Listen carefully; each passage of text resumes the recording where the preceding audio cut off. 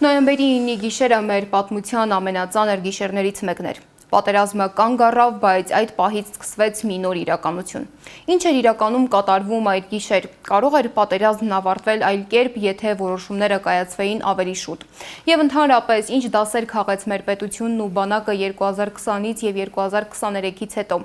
Այս ու այլ թեմաների մասին այսօր զրուցելու եմ հետախույզ Արթուր Ավանեսյանի հետ։ Բարև ձեզ, պարոն Ավանեսյան, շնորհակալ եմ հրավերս ընդունելու համար։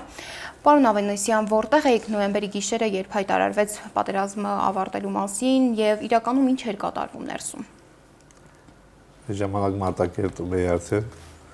Շնորհակալ պատրաստվում էինք իբրև հակահարձակման, բայց ասացի, որ պատերազմը ավարտվեց։ Ռիսկի ոնց սկսել են, ոնց ավարտվեց։ Սպասում էիք նման ավարտի։ Իհարկե ոչ։ Ինչ ակնկալիքներ ունեիք այդ պատերազմից։ Գիտենք, որ պատերազմ լինելու էր, բայց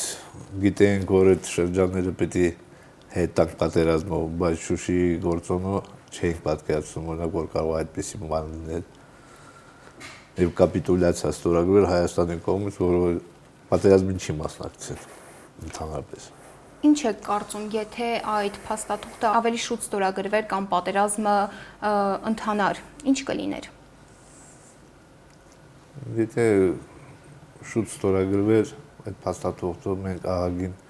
շահած վիճակում կլինեինք, զոհի քանակը միանգամայն քիչ կլիներ, բայց դա ուտոպիայի ժանրից է։ Ադրբեջանը, Թուրքիան պատրաստված են այդ 7 շրջանները եւ Շուշին գրավելու, ու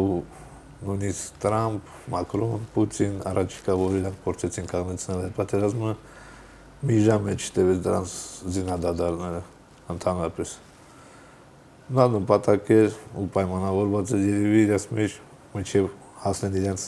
հետագա նպատակին, այսինքն Շուշի եւ դրանով վերջացնել պատերազմը, ավարտել պատերազմը, չնայած Ադրբեջանը տվել է շատ ծանր մարդկային կորուստներ։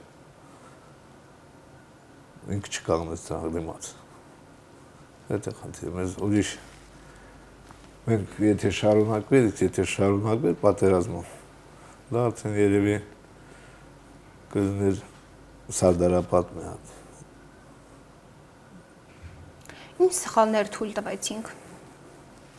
Սխալները 20 թվականից չէ, սխալները գալիս է 16 թվականից հետո վերլուծություն չարեցին, ձեռք չբերեցին համապատասխան զինատեսակներ, մարդկանց չներգրավեցին այն մարդկանց, որ իսկականից կարող էին ինչ-որ բան փոխել պատերազմի դաշտում, գեներալներ կային, որ չէին ծառայում արդեն, որոնք պատերազմական փորձ ունեին, մարդկանց պետք է օգտագործեին, բայց ստացվեց ինչպես ստացվեց։ 2020-2023 թվականից հետո ինչ դասեր են քաղել։ Շատ բան արդեն կամաց-կամաց սկսվել է փոխվել դեպի լավը, բանակի տեսակետից եմ ասում, կամաց-կամաց բանակը զինում, բայց դա շատ դանդաղ տեմպեր է մնում, համատարած տարածաշրջանի եւ եվրոպական երկրներ բոլորը պատրաստվում են պատերազմի, զինվում են արտիական զենքերով։ Ես այսօր մենք խաղաղություն ենք մուրում, բայց չենք զինվում։ Իսկ գայլների եւ բորենիների արանքում գառը չի կարող կենթանի մնա։ Պիտի առույց դառնա։ Այդ առույցը հնարավոր չի դառնում։ Հնարավոր գառը։ Պիտի մենք զինվենք ու նորից եմ ասում բանակը պետք է լինի համար 1 տարածաշրջանում։ Նախ ասեմ, որ ես 14 թվականից թոշակի ոնց է բանակից, բայց երբ որ պատերազմը առանց զինկոմիսարիատ կանչելը, ես գնում եմ դիրքեր, պասանի զինվորի մոտ է, հրամանատարներին է օգնություն ցուցաբերում, ինչ վերաբերվում մասով։ 20 թվականի պատերազմի ժամանակ տեղեկություններ կային, որ պատերազմը լինելու է։ Հետախուզությունը աշխատել է այդ ուղղությամբ ու գիտեր, որ իմ ընկերս է եղել հետախուզության պետը, գիտեր, որ ասում է, գիտեի, որ լինելու, ասել եմ, զեկուցել եմ, բայց չգիտեմ հետևանքների մասին։ Ինչ են ընդունել, ինչ որոշումներ են ընդունել, բայց գիտեմ, որ այդ տղան ճիշտ է։ ինքը տվել է ինֆորմացիա, որ պատերազմը սկսվելու է։ Հետախուզությունը կատարել է այդ գործը։ Բայց երեզակացություններ չեն արել երևի դրանից հետո կամ ինչ-որ մի բանից արխային են եղել։ Ինչ պետք է անի պետությունը, որ նոր կապիտուլյացիա չլինի։ Նորից ասում պետությունը պիտի դառնա տարածաշրջանում հզոր պետություն։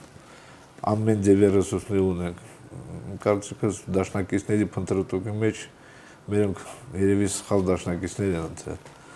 Առաջի դաշնակիցը մերը պետք է լինի Պարսկաստանը, Իրանը, մեր կողքին։ Մեր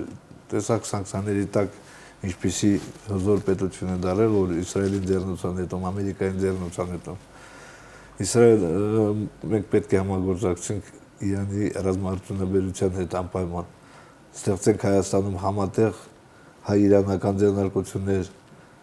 կամ Պարսկաստանում, կամ Հայաստանում, ստեղծենք ու կատարելագործենք այն զինատեսակները, որ ունի Պարսկաստանը եւ ինչով կարող ենք մենք օգնել։ Մենք խելոք կարգենք, մենք կարող ենք ավելի արդիականացնել այդ զենքերը եւ հետագայում հարց լուծող զենքեր դառնան դրանք մեր տարածաշրջանում։ Մեր ունեցած ռեսուրսներով, թե ռազմական առումով, թե մարդկային ուժով, արդյոք հնարավոր էր այլ արդյունքի հասնել։ Մեր ունեցած ռեսուրսներով էլ, եթե Հայաստանի Հանրապետությունը մոտներ պատերազմի մեջ, կհասնեինք, ես համոզված եմ, որ կհասնեինք հաղթանակի։ Ընդամենը պետք է եղել 10-15 Իսկանդերի հարված Ադրբեջանի տնտեսության ենթակառուցվածքներին, կոմունիկացիաներին եւ Ադրբեջանը ծնկի կգա, երկար չի կարա պատերազմի։ Իսկ մենք կարող ենք, մենք սովոր ենք, մենք կարող ենք պատերազմել։ Անպայման կհասնենք հաղթանակի։ Որպես փորձառու զինվորական, ինչպես կբնութագրեք Հայաստանի բանակի ներկա վիճակը։ Այսօր Հայաստանի բանակը չի համապատասխանում տարածաշրջանի բանակներին, ընդհանրապես կարելի ասած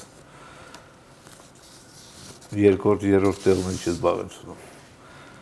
Բայց Հայաստանը հնարավորություն ունի արդիականացնել բանակը, միանշանակ։ Այսօր մարդկային ռեսուրսը չի խոսում, այսօր խոսում է տեխնոլոգիա, որ նորից եմ ասում դաշնակիցներ փնտրելու հարցում մերոնք կարող են դիմել Պարսկաստանին, Չինաստանին, Հնդկաստանին, արդիականացնել, համատեղ ձեռնարկություններ բացել, կար ժամանակում վստահ եմ, որ Հայաստանի բանակը կլինի ուժեղագույնը տարածքում, ոնց որ եղել է 20-30 տարի առաջ։ Ինչպես են փոխվել Հայաստանի պաշտպանական կարողությունները նոյեմբերի 9-ից հետո։ Հայաստանի Հանրապետության զինված ուժերը տողությամբ աշխատել են, կա դրական տեղաշարժ, բայց ասում եմ շատ դանդաղ տեմպերով է գնում։ Այսօրվա դրությամբ, եթե սա պայմանավորվածությունները ճիշտ են, Հայաստանը մարտունակ է դառնում, պաշտպանունակ է դառնում, բայց դեռ հարձակողական գործողությունների համար դեռևս աշխատանքներ պիտի արվեր։ Իսկ բանակում իրականացվող բարեփոխումները,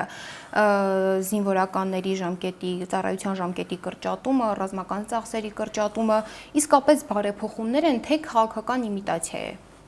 Ես կարծում եմ դա քաղաքական իմիտացիա, միանշանակ դա բարեփոխման հետ ընդհանրապես ոչ մի կապ չունի։ Ես իմ տեսակետը նորից եմ արտահայտվել, ասել եմ, որ բանակը պետք է լինի առնվազն 3 տարի մեր պարագայում,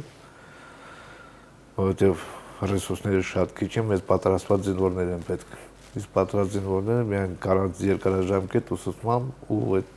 մարտական կանոնադրությունները բանսա պիտի փոխվես ու պատրաստես կոմանդոս հատուկ նշանակության հետախուզական ստորաբաժանումներ, որոնք շարժունակ են, ոչ թե հասարակ սովորական շարքային զինվոր։ Զինվորը պետք է ինքը զգա, որ ինքը պետք է իր ազգի համար պատրաստված։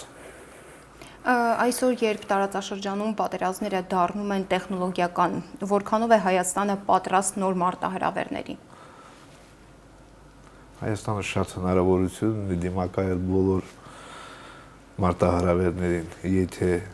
օգտագործի իր ներքին ռեսուրսը։ Մենք միշտ հույսեր դրել ենք ուրիշի վրա, բայց մենք ունենք պոտենցիալ, մեզ ունենք հնարավորություններ, որ կարող ստեղծենք այնպիսի զենք, որ մեր հարևանները մեզանից յան տան, մենք ունենք այդ հնարավորություն, ունենք ատոմակայան, որը կարող ենք օգտագործել նոր զինատեսակներ սարքելու համար, բայց չգիտեմ ինչու կարող է ունենանք էլ դա լինի արդեն որ Միացյալ Նահանգների նման մի պատերազմ լինի, ասեմ ես ունենք ատոմային դրոմ, կարող է այդպես բան լինի, բայց հիմա այլ չեն ասում, որովհետև չկա, բայց պոտենցիալը կա ստեղծել ամեն ինչ, պետք է գիտնականներին չթողնեն, որպեսզի գնան ուրիշի համար զենք ստեղծեն, պետք է համախմբեն մի հատ միություն սարքեն, ակադեմիկներ, գիտնականներ, ես համոզված եմ, որ այնպեսի զենք են սարքելու, որ աշխարհում այդպես զենք չկա։ Գնացել են ուրիշ համար, ավտոմատ կարողք են սարքում, տելևիզոր են սարքում, չգիտեմ ինչ ասես հայերն է սարքում, բայց Հայաստանում հայ բան չսարքում։ Հարկավոր է այդ միասնական ուժ մի հատ կազմավորված, մի հատ միություն սարքած, գիտնականներ, ակադեմիկներ հավաքած ու կսարքեն։ Դուք հավատում եք, որ խաղաղություն տարածաշրջանում կլինի։ Առայժմ ոչ։ Առայժմ նմուշ չկա խաղաղության։ Գայլերը այսօր զբաղված են ուրիշ խնդիրներով, թուրանական խնդրով, խաղաղությունը հեչ կապ չունի ոչ Վաշինգտոնյան փաստաթուղթ, ստեղ գոյությունի նոյեմբերի 9-ի փաստաթուղթը, եթե Ռուսաստանը հաղթեց պատերազմը, ուրեմն դա նոյեմբերի 9 փաստաթուղթը վավերա ճանաչվելու, եթե Ռուսաստանը պարտվեց պատերազմ, սպասենք նոր պատերազմի։ Իսկ մենք կարող ենք դիմակայել նոր պատերազմի։ Նայած մեր դաշնակիցները ովքեր լինելու։ Ինչպես եք տեսնում Հայաստանի ապագան։ Պայծառ։ Շնորհակալ եմ։ Հիշեցնեմ, որ ես զրուցում էի հետախույզ Արթուր Ավանեսյանի հետ։